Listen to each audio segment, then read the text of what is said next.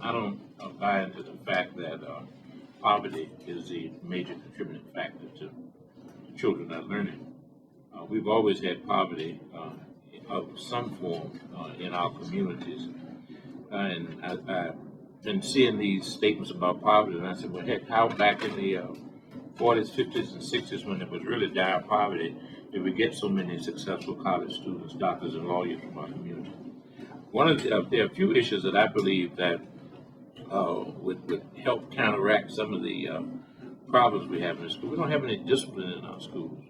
We don't have any control in our schools because of social media and other gadgets, and parenting is different now. See, children haven't changed, but child rearing habits have changed, and because of that, we're getting a child that's given a more liberal attitude towards school. We need to get a greater commitment from our children for learning. We have to make the parents more accountable for their children in terms of learning. We need to have more after-school support. Now, we did have about 6 after-school learning centers, but when the budget collapsed 2 or 3 years ago, we closed most of them. We need to find money to have after-school learning centers for children who might come from, quote, dysfunctional homes, who don't have the support at home. They don't have the technology at home. So it's very important that for 2 or 3 hours in the afternoon, maybe not that many, that these children have access to technology, they have access to people who can give them support that they might not be getting at home.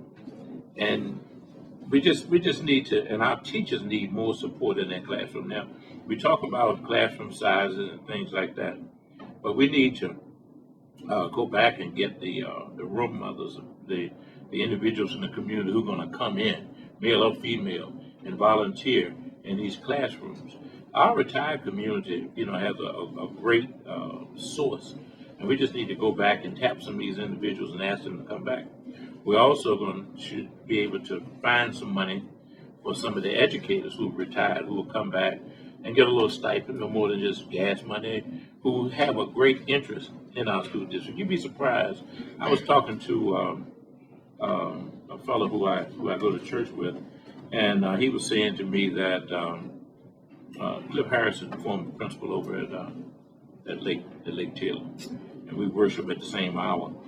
And on Sunday, he was saying to me that there are any number of principals and other people who were in our school district who want to come back and help.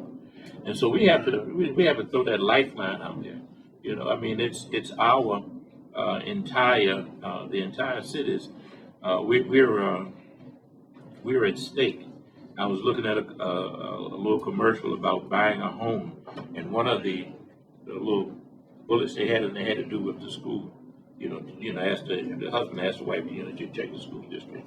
So poverty is not the only contributing factor. It's probably not the major contributing factor. We need to get more discipline in our schools. We need to get more control in our schools. It's ridiculous to allow children to have food fights and for them to be in the school. We need more in school suspension. We have to get these youngsters' attention and let them know that it's a privilege.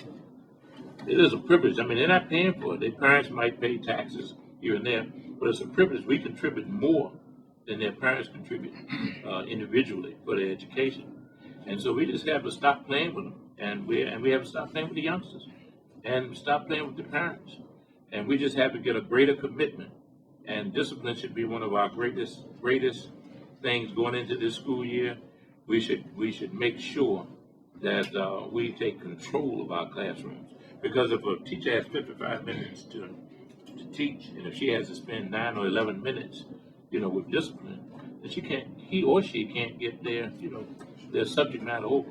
So we just can't look at it saying that, you have poverty and you got pockets of poverty and single parents home. We always had single parents home.